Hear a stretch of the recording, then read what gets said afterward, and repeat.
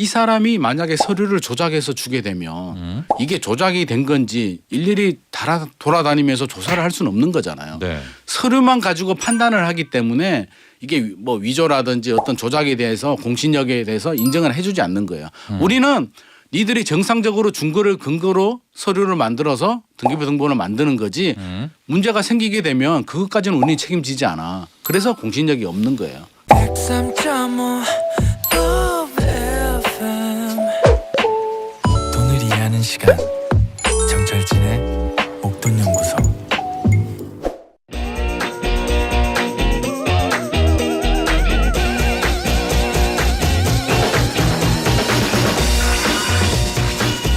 부동산 투자와 내 집 마련에 대한 고민은 늘 있죠. 지금일까? 아니면 기다릴까? 한 주간의 부동산의 이슈와 궁금증 나눠보겠습니다. 김인만의 이만저만 부동산 경제연구소 김인만 소장 함께합니다. 안녕하세요. 네. 안녕하세요. 안녕하십니까? 네. 한 주간의 동향부터 살펴보겠습니다. 뭐 뉴스 여러분들이 워낙 부동산 시세 뉴스가 요즘 클릭수도 높고 민감한데 뭐 역대급 급락, 역대급 폭락. 뭐 매주가 역대급이에요? 뭐가 매주가 역대급이고요. 아마 다음 주도 역대급 될 역대급? 것 같습니다. 네. 다음 주는 역대급이 안 될 수도 있겠네요. 왜냐하면 규제 완화 대책이 발표가 되고 이번 통계가 그 이전에 사실 조사를 한 거기 때문에 예. 다음 주는 역대급이 아닐 수도 있을 것 같습니다. 일단 이번 주까지는 역대급인데요. 예. 전국이 0.39% 빠졌습니다. 지난주가 0.32였으니까 0.39고요. 서울은 0.38% 빠졌고 수도권이 0.47%, 지방보다 훨씬 더 많이 빠져서 굉장히 심각한데 네. 제가 제가 앞서서 말씀드렸듯이 이제 수도권 규제 완화가 됐으니까 다음 주는 0.47까지는 안 나올 것 같고 아마 0.3이나 그 정도 수준으로 조금 좋아지는 상황이 아닐까 조심스럽게 예측을 해봅니다. 네. 저희가 이 이만저만 부동산을 통해서 어디까지 떨어지느냐를 먼저 얘기를 하면서 이제 2019년 라인 또 2017년 라인 이제 그런 것들 이야기를 했잖아요. 네. 강북 수도권에서는 2019년을 터치한 곳이 있고요. 네네. 강남도 2019년은 다 왔죠. 그 정도 왔죠. 네. 이제 그 정도 왔죠. 뭐 강남도 이제 지역마다 좀 다른데요. 잠실 쪽은 온 것 같고요. 네. 오히려 터치를 했고 서초구하고 강남구는 아직까지 그 정도는 아닌 것 같아요. 전세금은 근데 2019년까지 왔잖아요. 전세금은 빠졌어요. 네. 전세금은 뭐 전체적으로 다 빠지고 다 있기 빠졌으니까. 때문에 지금 네. 굉장히 아우성치고 있고요. 실제로 전세 하락이 굉장히 심각합니다. 어떻게 돌려주지 걱정하는 집주인들이 굉장히 많습니다. 하고 세종 또 인천의 일부 지역 이런 데는 이제 2017년 라인으로 그건 맞습니다. 왔고 그 정도까지 떨어졌죠. 그 2017까지는 안 갈 것이다라는 주장도 많이 있고요. 근데 2017은 한번 가야 부동산이 다시 갈 것 반등한다. 같아요. 예? 물론 뭐 단지마다 차이가 있어서 우리가 몇 개 단지가 나온 거 가지고 2017년이 갔다라고 할 수는 없는데 네. 전체적인 통계가 2017년까지 갔다라고 하면 저는 그거는 그냥 바닥 신호 아닐까 하는 생각을 합니다. 왜냐하면 2012년도 바닥이었고 네. 13, 14년도 조금 회복하다가 15년부터 이제 상승을 했는데 네. 15, 16, 17이 한 번 업했죠. 17 버전까지 17년까지 가버리면 사실 상승분을 거의 다 반납하는 거거든요. 우리 화폐 가치에 따른 인플레이션에 따른 화폐 가치 하락도 있는데 네. 그렇게 따지면 인플레이션 방어도 못한 게 되니까 오히려 저평가가 돼버리거든요. 그래서 저는 2017년까지 갔으면 사실상 간 게 아닐까 갈 때까지 그런 생각을 합니다. 그러니까 대표로 이제 강남의 잠실 쪽을 보면 최고가 한 26억, 국민평형 30평형이 네네. 2019년 라인이 이제 19억, 20억인데 19억이죠. 거기 나왔죠. 거기도 잠실은? 붕괴가 됐고 뭐 엘스도 그렇고 리센츠도 최근에 뭐 20억 붕괴돼서 뉴스가 막 됐었거든요. 2017년 라인은 그럼 30평형이 15억인데 여기까지는 오나요? 와 오나라고 하면 온다라고 하면 또 욕먹을 것 같고 아니 뭐 오기를 바라는 거. 분석을 하면 근데 지금 분위기면 올 수도 있을 것 같아요. 강남 30평. 이게 정상이다 안정상이다를 떠나서 예. 지금 분위기라면 아니 27억에서 19억까지도 왔는데 15억을 안 온다라고 제가 말씀드릴 수는 없을 것 같습니다. 근데 물론 정부가 개입을 하고요. 정책이 나오고 네. 금리 인상 상황이 바뀌게 된다면 다시 또 반등을 할 수도 있겠죠. 네. 그래서 금리가 계속 올라간다는 게 전제 조건에서 투자 심리가 살아나지 않으면 갈 수도 있을 것 같습니다. 2017년 라인. 네. 그리고 나서 이제 그건 지난주 통계였고요. 네네. 규제 지역 완화가 발표가 됐지 않습니까? 네. 정부에. 하고 네. 또 뭐 관련해 가지고 LTV부터 쭉 발표됐고 이게 언제부터죠, 적용이? 14일 0시부터 적용됩니다. 월요일부터예요. 예, 예. 적용이 우리가 지금 목요일이니까 예, 적용되고 되고 있습니다. 있습니다. 그래서 예. 중과세 적용되지 않고요. 뭐 장기보유 특별공제도 적용받을 수 있고 네. 풀린 지역들 LTV 70% 생애 최초 80% 적용이 되고요. 누구나 다 50%는 받고 누구나 예. 다 50% 받고 투기 과열 지구 같은 경우에 풀렸으면 재건축 재개발 지유양도 금지 거래도 되고 다 풀렸습니다. 물론 서울은 안 풀렸으니까 뭐 재건축 재개발 못하죠 거래. 네. 또 15억 이상의 고가 주택에 대해서도 되죠. 담보 대출이 되죠. 나옵니다. 네 나오죠. 네. 그래서 대폭 풀렸어요. 사실은 많이 풀렸습니다. 이렇게 되면서 시장에서 집주인이 매물을 걷어들인다라는 썰과 네. 이때 어떻게든 팔아주세요라는 요구를 한다 썰 뭐가 많습니까? 일단 매물 회수하는 게 맞을 것 같습니다. 아, 회수해요? 회수해요. 네. 그래서 사실 집주인들은 희망을 찾고 싶거든요. 근데 그동안에 2023년 내년 5월 9일까지 한시적 배제 안에 팔아야 되는데 답답하죠. 네. 금리 인상은 계속이 되고 집은 안 팔리고 가격은 더 떨어뜨려야 되는 거 아니야? 막 스트레스가 굉장히 많았는데 규제를 네. 풀어주니까 5월 9일까지 안 팔아도 되네. 네. 일단은 회수한 다음에 상황을 조금 더 지켜보자. 최근에 물가도 좀 좋아지는 것 같고 네. 금리 인상이 좀 생각보다 빨리 멈추지 않을까라는 기대감도 가지고 있기 때문에 매물 회수하고요. 일부 실수요자들은 이 정도 떨어지고 규제 풀리면 다시 반등하는 거 아니야? 사야 되는 거 아니야? 라고 문의하시는 분들도 계시고요. 서울 같은 경우는 안 풀렸잖아요. 네. 서울도 일부 매물 또 회수하더라고요. 그래서 왜 하냐고 하니까 풀릴 거잖아. 이제 이까지 왔으면 네. 경기도 다 풀어주고 경기도 내고 서울 남았으면 다음은 서울 풀어줄 거잖아. 풀어줄 거니까 이제 희망을 가지고 일단 버텨보겠다라고 말씀하시는 분들이 있는데 그러면 여기가 2019년 라인까지 가격 그렇죠. 하락이 끝이다. 네, 근데 그런 기대. 제가 볼 때는 만약에 다시 대세 상승을 하려면 우리가 다시 2021년 버전까지 가려고 하면 네. 수요자들이 막 유입이 돼야 되는데 지금 수요자들은 그런 생각이 없어요. 네. 매수자들은 아니야 이 정도 규제 완화 가지고는 아니야. 금리 인상도 그렇고 아직도 가격이 높아. 이렇게 네. 생각하시는 분들이 많기 때문에 하락 속도를 늦출 수는 있겠지만 이게 다시 대세 상승이 되고 2021년 수준으로 오르기는 힘들 것 같습니다. 자, 첫 번째 키워드가 역시 역대급 하락, 역대급 급락이었고 뉴스 중에서 좀 눈길을 끄는 게 이게 사회면 뉴스이기는 한데 네. 우리가 집을 살 때나 또 임대차 계약을 맺을 때 등기부 등본을 샅샅이 보잖아요. 네, 맞습니다. 하고, 중요하죠. 네, 모든 재테크 서적에도 등기부 등본을 봐라. 아주 중요하죠. 그런데 최근에 아마 클릭수도 높았던 기사인데요. 등기부 등본에는 공신력이 없다. 등기부 등본을 믿고 거래했을 때 나라가 책임지지 않는다. 책임지지 이건 않습니다. 뭡니까? 이게 등기부 등본의 특성인데요. 네. 우리는 등기부 등보가 굉장히 공신력이 있는 국가기관 대법원에서 하잖아요. 네. 700원 돈 또 내거든요. 등기소요. 예. 저도 사실은 굉장히 열받는 게 그럼 네. 700원은 왜 받는 거야? 공짜로 보게 해주지. 예. 다른 건축물 대장은 다 볼 수가 있거든요. 근데 이게 왜 공신력이 없냐면 이유를 제가 좀 설명을 드리면 구조적인 문제가 있어요. 자, 등기소 입장에서는요. 등기를 어떻게 해주나요? 네. 우리가 매매 계약서라든지 여러 가지를 보면 그걸 받아서 등기관이 보고 서류를 보고 판별을 하잖아요. 네.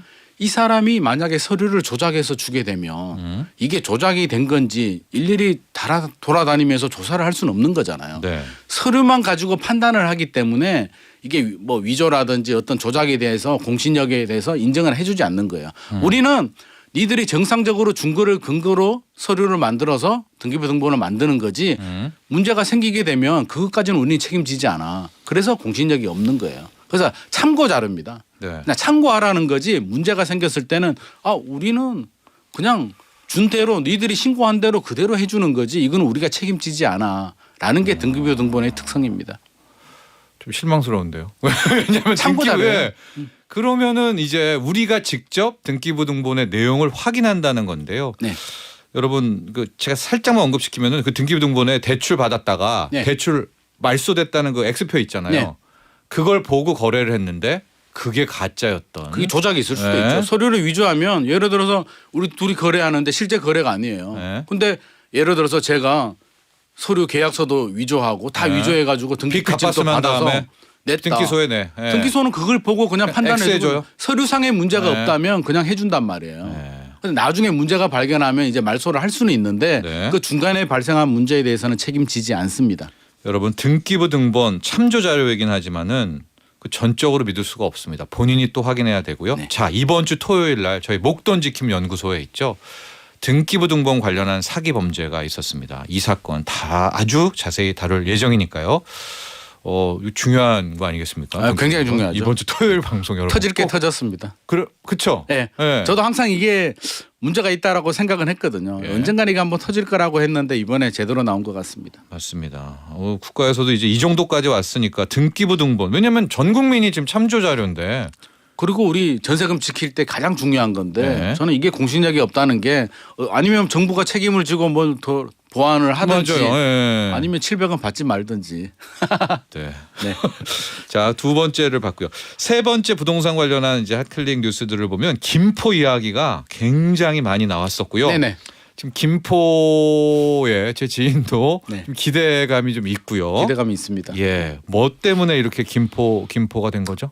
갑자기 신도시 발표를 했어요. 정부에서. 김포 김포 신도시? 한강 2 네. 컴팩트 시티를 발표해 버렸습니다. 컴팩트 시티. 네, 이름이. 네. 그래서 4만 6천 가구를 신도시를 만들겠다. 기존의 김포 한강 신도시가 있으면 그 네. 북쪽의 한강변에 추가로 731만 제곱미터 부지에다가 네. 4만 6천 가구를 만들겠다. 지금 김포 한강 신도시가 5만 6천 세대거든요. 신규로 만들면 이제 10만 세대 신도시가 되는 거예요. 제가 궁금한 게 그거예요. 이미 5만 정도가 있잖아요. 네, 5만 6천이 있는데 4만 6천을 더하겠다. 요거까지만 했으면 공급이 너무 많은 거 아니야? 아, 너무 많죠. 교통도 하는데 예. 바로 그겁니다. 교통 대책을 같이 발표해 줬어요. 지하철 5호선을 뚫어주겠다. 라고 하니까 기대감을 가지는 거예요. 드디어 김포에도 제대로 된 지하철이 생기는구나. 네. 지금 뭐 골든라인이 있잖아요. 경전철이 있는데 근데, 두량밖에 예, 안 되고 굉장히 복잡한데 예. 지하철 5호선 뚫어주겠다라고 하니까 기대감이 지금 굉장히 하늘을 치솟고 있습니다. GTX는 어때요? GTX도 GTX 해주면 너무 좋죠. 근데 아직 GTX 얘기는 없고요. 없어요. 저는 개인적으로 지하철 9호선 있잖아요. 네. 김포공항까지 오는데 9호선도 연장해주면 좋지 않을까. 그럼 5호선, 9호선 다 그 정도는 해줘야죠. 10만. 주택 공급 물량이 이렇게 많은데 10만 호. 그게 분당 신도시 규모거든요. 예. 분당 신도시 지하철 2개 있잖아요. 분당선 있고 예. 신분당선 있으니까 김포도 10만 정도 되면 2개는 깔아줘야죠. 근데 왠지 지금 3기 신도시가 있잖아요. 네. 예. 근데 왜 또 이게 김포를 하는 걸까요? 이게 추가 신도시 개념인데요. 정부가 바라보는 입장은 명확합니다. 제가 지난번에도 한번 말씀드렸는데 제가 네. 그 국토부 차관 간담회에 가서 제가 질문을 했어요. 똑같은 질문입니다. 공급 물량 너무 많아. 네. 주택 시장이 안정이 되면 공급 과잉으로 굉장히 부담스러울 겁니다. 예. 어떻게 하겠습니까? 라고 하니까 명확한 답변을 주셨습니다. 집값 안정은 우리가 부동산 정책의 첫 번째 목표 집값 안정이다. 예. 주택 공급에 대해서는 주택 시장이 침체가 된다고 해서 멈추면 나중에 문제가 된다. 주택 공급은 무조건 일관성 있게 진행을 하겠다. 예. 다른 정책을 가지고 주택 시장에 개입을 하겠다라고 했기 때문에 이거는 주택 공급은 계속 늘려야 된다는 게 현재 정부 생각입니다. 그래서 지금 3기 신도시 가지고도 막 하잖아요. 부족해. 예. 네. 아, 그것도 부족해요? 더 해야 돼. 주택 시장을 이번 기회에 앞으로 10년, 20년 후에도 확실히 안정시켜 버리겠어라는 강력한 의지를 가지고 있는 것 같습니다. 아, 근데 지금 우리가 인구 순감 국가잖아요. 네, 맞습니다. 그래서 그런데 사실 공급 예? 부담스럽거든요, 저도. 그래서 근데 3기에 여기 김포에 10만 뭐 5만 추가 그러면은요. 5만까지 하면은 3기 신도시만 보더라도 이제 하남하고 남양주 빼고요. 예. 서쪽에 보면 북쪽에서부터 고양 창릉 신도시 창릉, 있죠. 예. 지금 김포 한강 4만 6천 세대 하죠. 그 밑으로 가면 인천 계양, 부천 대장까지 예. 4개 신도시가 앞으로 공급이 된단 말이에요. 예. 아, 서쪽에 신도시를 진짜 집이 부족한 곳은 서울인데 아, 그렇죠. 신도시에 너무 많은 공급을 하는 게 아닐까. 물론 내 집 마련의 꿈을 키우기는 좋겠지만 그래도 시기를 잘 조절해야 될 것 같아요. 속도를. 너무 한꺼번에 나오게 되면 일시적인 공급 과잉 후유증이 굉장히 클 것 같고요. 순차적으로 꾸준하게 공급해 준다면 인프라도 좋아지니까 저는 그중 만족도 또 삶의 그게 굉장히 좀 도움이 되지 않을까 싶습니다. 김포 주민분들은 일단 반색을 하고요. 예. 우려도 하고 있고요. 우려도 있습니다. 제가 물어봤거든요. 예, 제가 예. 며칠 전에 강의가 있어가지고 이제 김포에 가서 진짜 물어봤어요. 예. 우려는 어떤 우려일까요? 어떻게 생각하실까요? 예. 우려가 그거죠. 아, 공급 물량 너무 많은 것 같아. 지금 또 있는데 예. 여기에 예. 4만 6천이면 좀 많은 거 아니야? 이러다가 집값 떨어지겠는데라고 말씀하시는 분들이 있고요. 또 다수의 분들은 지하철 들어온다잖아. 지하철 들어오면 호재야. 우리 지역 이제 좋아져. 네. 이렇게 말씀하시는 분들이 조금 더 많은 것 같습니다. 지하철 호재. 네, 크죠. 왜냐하면 목마르거든요. 그쪽 김포 지역은 사실 교통이 지하철이 좀 부족하잖아요. 그래서 예. 굉장히 목말라 있는데 지하철 5호선을 딱 발표해 주니까 호재로 작용하는 것 같습니다. 알겠습니다. 김포 신도시입니다. 지금도 신도시. 있지만 여기에 한 5만 호 정도 4만 6천 가구 4만 6천 가구 네. 더 이제 공급을 한다라는 뉴스. 그리고 끝으로 볼 게 둔촌 주공인데요. 이제 조합원들 뭐 해서 멈췄다 섰다 해서 이제 다시 뭐 부동산 PF 돈도 못 마련하고 뭐 다 됐어요. 네, 마지막 남은 게 이제 일반 분양이죠. 네네. 일반 분양의 블루프린트 그 분양가 나왔습니까? 확정됐습니다. 확정됐는데요. 할 수밖에 없는 상황이죠. 이제 돈 빌리기도 힘들고요. 하니까 일반 분양을 해서 일반 분양 돈 받은 거로 이제 공사하겠다는 건데요. 3평당이죠. 3.3제곱미터당 3,829만 원으로 확정됐습니다. 예. 확정돼서 그러면 전용 59 네. 우리가 말하는 25평 아파트 정도 예. 9억에서 10억 원 정도 될 것 같고요. 예. 전용 84 그러니까 34평 아파트죠. 예. 13억 정도 12억 원은 넘을 것 같고요. 예. 12억에서 13억 사이 정도로 예. 나올 것으로 기대가 됩니다. 그런데 이제 30평형이 13억이잖아요. 네. 중도금 대출 안 나옵니다. 현재 기준에서. 현재 기준인데 이제 이번에 12억 이상도 풀어준다는 얘기. 그거는 돼야 되는 거죠. 그건 이제 돼야 12억까지만 해준다라고 했으니까 아. 12억 이상 또 풀어줘야 되는 12억 이상 거니까. 또 한 번 남아야 됐으니까 중도금 대출은 한 번 더 없고. 풀어줘야 되는데 지금 네. 기준에서는 안 나올 수도 있으니까 작은 계획 꼼꼼하게 세우셔야 됩니다. 그냥 나오겠지? 예. 라고 당첨됐다가 안 나오면 예. 뒷감당해야 되거든요. 그러니까 현재로서는 30평형 같은 경우에는 안 나올 가능성이 예, 높다. 중도금 대출이 안 나온다. 네네. 근데 제가 약간 궁금증을 가졌던 부분은 이게 국민평형 30평대가 13억 정도의 분양이 나온 거잖아요. 네네. 그러면 지금 아직까지는 시세는 뭐 19억대에 있다고 볼게요. 네. 예, 19억, 18억. 그 정도 되죠. 네. 그러면은 이거가 싼 거, 나름 싼 거잖아요. 그 저는 시세 경쟁력이 대비. 있다라고 보여지죠. 그랬는데 왜 또 일각에서는 이제 이걸 왜 일반 분양자에게 넘기냐 뭐 이런 또 지적들 비싸다 논쟁 뭐 이런 것도 사실 하겠- 보는 관점에 따라서 다른데요. 더 낮아야 된다는 목소리들은 있죠. 당초 한 2년 전만 하더라도 허그에서 2,700인가요? 2,900에 하라고 했거든요. 예. 조합에서 이제 안 한다고 했죠. 예. 근데 지금 평당 1,000만 원이 더 높아졌으니까 높다. 예. 나는 더 낮아질 줄 알았는데 이거 너무 높은 거 아니야? 아. 10억 원 수준에서 될 줄 알았는데 예. 기다리던 실수요자들은 볼멘 목소리를 할 수도 있죠. 로또 분양은 아니니까. 이 정도면 엄청난 로또라고 할 수는 없으니까. 예. 그래도 저렴하긴 하잖아요. 강동구 고덕의 뭐 그라시움이나 이런 아파트하고 비교해 보면 입지는 우수한데 입주는 2025년이잖아요. 예. 훨씬 더 새 아파트의 입지는 좋은데 가격은 저렴하다고 하면 뭐 제 생각입니다. 예. 저는 이 정도면 충분하지 않을까라는 생각이고요. 관점에 따라서 더 저렴하기를 기대하신 분들이라면 좀 실망할 수도 있을 것 같습니다. 게다가 앞소리가 모두의 이야기였던 과연 지금의 집값 하락이 어디까지냐. 아 그렇죠. 그 그래서 불확실성이 있죠. 불확실성이 있어서 만에 하나 2017년 라인까지라면 잠실이 15억까지 떨어지게 되면 야 둔촌이 13억은 13억. 좀 비싸잖아. 라고 될 수도 있죠. 그건 그때를 미래에 대한 감안하면 불확실성이죠. 네. 그러니까 그거는 감안해야 되고 예. 그 리스크는 본인이 책임을 져야 될 것 같습니다. 요즘에 청약을 하다가도 뭐 취소하고 당첨돼도 맞습니다. 취소하고 뭐 미분양도 많이 느끼십니까? 지금 전국적으로? 그럼요. 지금 건설회사들도 상당히 심각하고요. 물량 자체도 지금 그 사업 부지들도 많이 나오고 있고 내부적으로도 어렵다는 얘기. 내년이 걱정이라는 얘기를 많이 하십니다. 내년 되면 부도나는 건설회사들도 많이 나올 것 같다. 네. 지금 뭔가 대책이 필요하다라는 목소리가 여기저기서 나오고 있습니다. 알겠습니다. 자, 오늘 부동산 관련한 한 주간의 핫 키워드들 다 살펴봤습니다. 부동산 경제연구소 김인만 소장과 함께했습니다.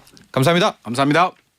본 방송은 투자 판단을 위한 조언일 뿐 투자 결정과 결과에 대한 책임은 투자자 개인에게 있음을 알려드립니다.